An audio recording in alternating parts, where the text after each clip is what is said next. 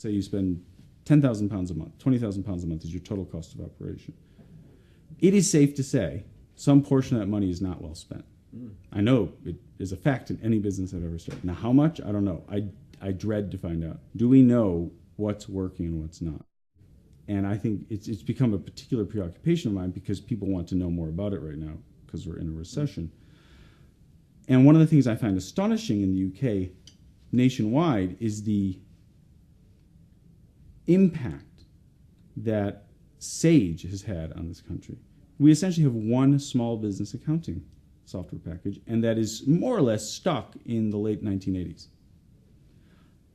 And we have no web-based services, or have very few or no web-based services. Like in the United States, California, startups, they've moved to almost wholesale at this point, web-based real-time accounting. And it's incredibly liberating. You know, you've got an Amazon interface. You don't have a Sage interface. Hey, I'd rather buy a book from Amazon. Full stop. You know, one's an interface that desires for you to succeed at the level of the interface without a third-party, high priest having to interpret the oracle for you, which is more or less what one needs with Sage. You hand your numbers to an oracle. The oracle then inputs it into a black box, which then delivers you back a report that makes no sense.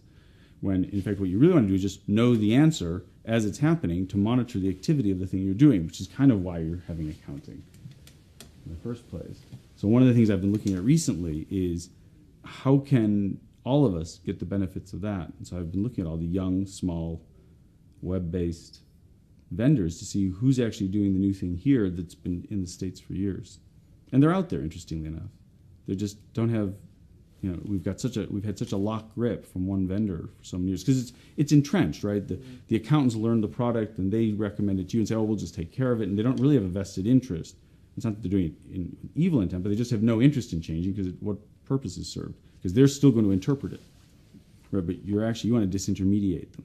You want bookkeepers to be people who do business who happen to look at the books, and you want accountants to go back to solely doing accounting, i.e. once every 30 days reconciling in one day, or hopefully one button, and then once a year actually taking a look, and being removed back to that place outside the business, so that inside the business it just runs. So I had one of my CFOs do a sort of exhaustive look at every single web-based service in the US and the UK.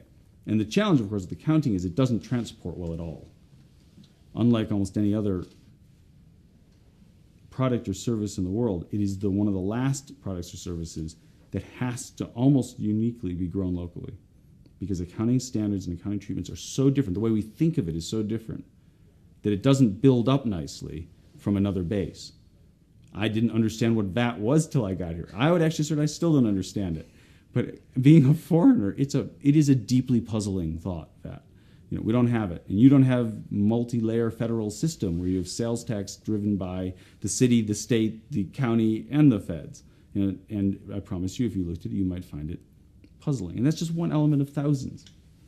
So yeah, we found a company actually that I'm probably going to become I'm moving all my companies onto. It's a company called, it's very small. It's a company called Pearl. They're young, they're fresh, beautiful stuff. Yeah. A few pounds a month per head to use, 3 clicks from Sage and you're over, and all these intermediations fall away. Yeah. And I think one of the things I'd like to see School for Startups do is become a purchasers cooperative. In other words, in the sense that if we're all going to be starting what essentially I hope are lightweight, fast-growing businesses, what are the common tools that we can share amongst each other or knowledge of that, such that we all grow more quickly? There's a company in the U.S., much like Pearl wants to be here, called FreshBooks. Went from 0 to 800,000 users in 12 months. I mean, there is a desire for this stuff out there, pretty large. It's just they're already doing it. I hate being behind. We're talking about the British Library's essentially resource collection that they've congregated under one roof. It's valuable for a variety of reasons, but one of the largest reasons is it's free. I like free. And it's free for stuff that's very expensive. You can sit down at a computer terminal in the Business and IP Center and get access to paid databases that are hugely costly subscriptions otherwise, but are free. You can get access to a research librarian, somebody who knows how to find stuff. You can actually do market research of a caliber that would otherwise be reserved for a large organization, even if you don't know what you're doing, which we all frequently don't. But if you start from genuinely wanting to know the answer to a very specific question about markets, which you should have if you're starting a business, it's a great place to do it, because you now not only get access to the resources, you get access to the person who helps you make use of the resources. That's a very valuable resource for all of us that is rather dramatically underused. In terms of other things out there, in addition to things like School for Startups and the library, I think that people underestimate how worthwhile it is to become good at the craft, not just good at the subject matter. The subject matter is whatever your business is about, right? It's your domain expertise, whether it's accounting software or a web startup or, reselling used Pez dispensers. It makes no difference. When we think about knowing our business, we think about knowing the subject matter. But knowing the craft of business, knowing how to run a business, is equally as important, if not more important. In what the business is about, in some ways, is less important. So knowing what constitutes effective marketing, knowing how to run the system, not shying away from things like what people think of as boring and ugly. How can I make it all work as a moving puzzle is incredibly important. And you do that in the company of your peers in large part. So you and others should get together and not just be discussing what you do for a living, which is the company of peers you're most likely to hang with. You should be sitting with people who are in different businesses, but in business of a similar size and nature, and be comparing notes with them about the craft of running a business, not about the cool, sexy stuff you happen to do.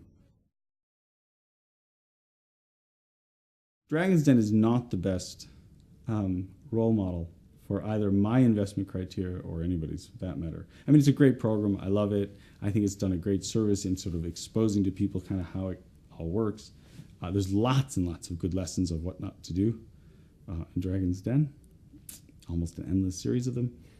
Having said that, you asked me, what does somebody have to achieve in order to... You have to start by understanding that different investments are presented to me when the businesses are at different stages. If somebody is just an idea, I mean, the earlier it is, the riskier it is, the more uncertainty there is, but also there's less to look to. In other words, I can't look to their P&L statement because there's no profit. So a profit and loss statement, there's no P. I can't, they are frequently pre-revenue, so there's no revenue line, much less no profit line. Everything essentially is fictional at the point of startup. If you were going to be dire, you'd say everyone lies, but they lie consciously, intentionally, and with the best of intentions.